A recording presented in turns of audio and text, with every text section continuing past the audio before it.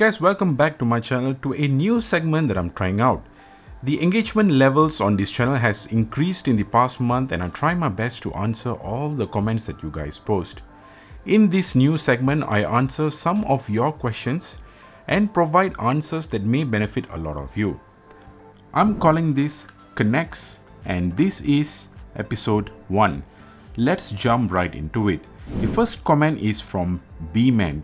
Hi, how and where can I buy this G-Shock Bible catalog? Love your videos. So this is the G-Shock Perfect Bible that I featured in that video.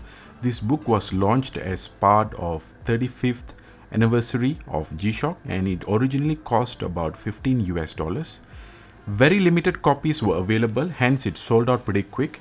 In fact, apart from this book, I have a collection of many other G-Shock related books and here are some of them. Most of them are really old but in great condition. So how can you get them?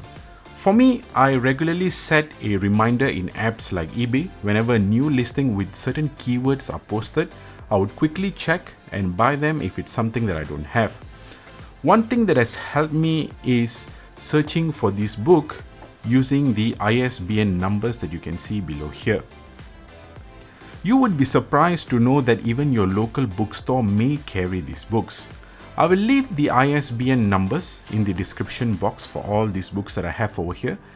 Do let me know in the comments if you want me to do a separate video to show you the contents of this book. They do have lots of G-Shock related information. Thanks, B-Man. Next question is from Dave. On the stopwatch screen, does it also display the current time? Let's quickly check it out. This is the GBD-100 all-black model. On the home screen here, as we go to the timer, it also shows the time over here, and then finally in the stopwatch it does also show the current time of the day. It doesn't show that in the activity nor the notification screen. So I hope that helps you to answer the question, Dave. Thanks, Dave. Next question from Vincent. What determines an end of production model sales? Well, it is very difficult to pinpoint what the exact reason is, but let's look at some of the models and analyze what's going on. First, we have models such as the Frogman Rainbow Toad and the MTG Volcanic Lightning. These are limited edition models from G-Shock and they usually feature some sort of special packaging and additional design features that is not in regular models. These are usually limited run units, especially the Rainbow Toad was said to be 2000 or 2500 units only. These we know how quickly they go out of production as soon as the units are sold out. Next, we have the special color series such as the GA-110 Earth Tone models. These are highly likely marked as end of production due to sales. The reason why I believe so is because the grey color ran out really quickly and people started to buy the blue version instead. Hence, now even that has been marked as end of production. Both colors were extremely popular. Next, we have this G7900 model. Now, I can't quite remember exactly when this model was marked as end of production, but it was a few years back, I guess. The thing is, it is still readily available to be purchased, which could mean this model was only stopped for sales in Japan. Other regions continued to sell this model. G-Shock can't possibly keep all models available for purchase at all times because they come up with dozens of new variations every month. Here is a tip that I always tell everyone. If it's a watch that you're eyeing on and it is marked as end of production, go ahead and get it quickly. If you are buying the watch just to speculate the prices will go up as it's marked with end of production, then there are many cases whereby other regions continue to have these models for sale and prices will either remain same or even go lower. You will be holding a watch that you probably don't like and highly likely to make a loss when you sell it. So that's my thought around it. Thanks, Vincent. Next, we have comment from Gary. Among those I own, the positive display G7900 is very good. The digits are smaller than the GD350, but contrast is better than my GD350-1C. The buttons are better on the G7900 as well. Well, Gary, I have personally never owned the G7900, but I've seen it in person. For those who don't know this model, it's actually a feature-packed G-Shock watch that has low temperature display, moon phase data, and tight graph information.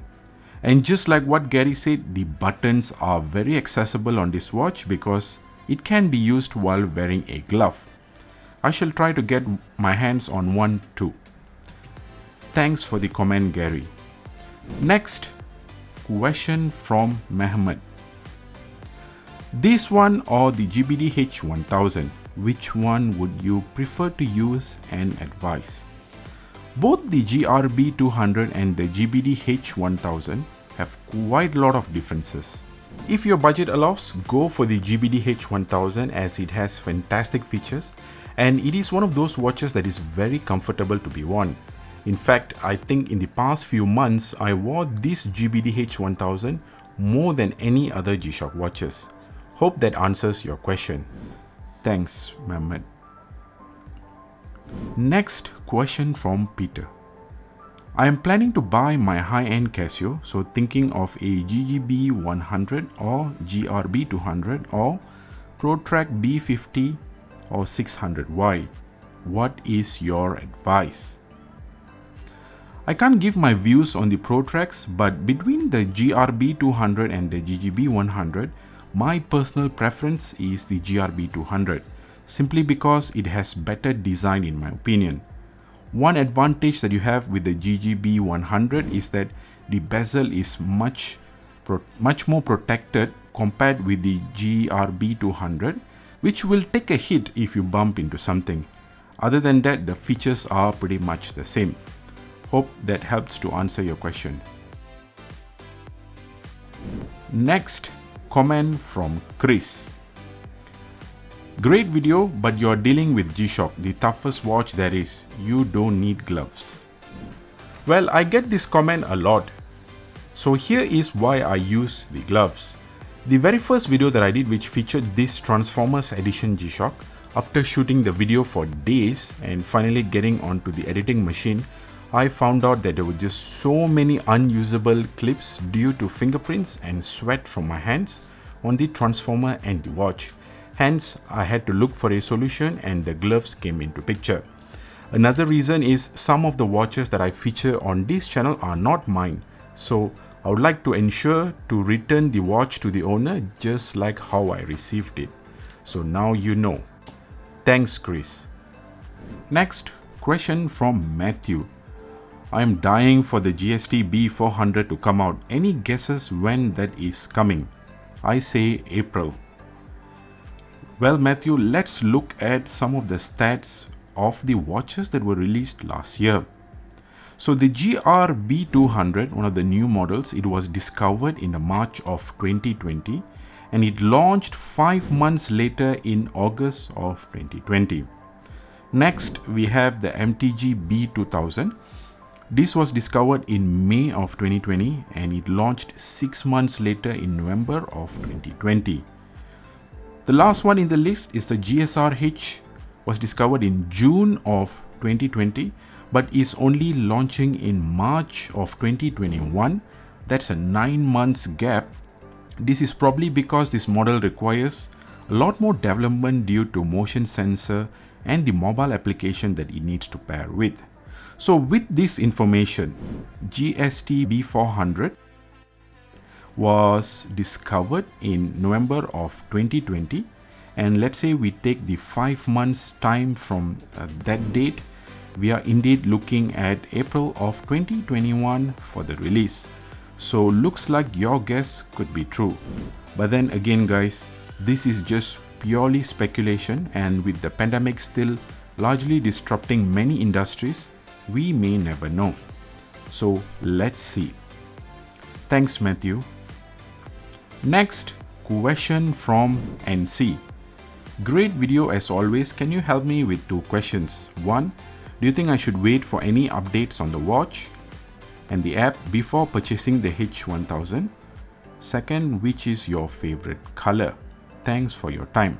Well, the app and the watch was designed to have features updated via regular software upgrades. Hence, it won't be of a concern if you buy it now or later.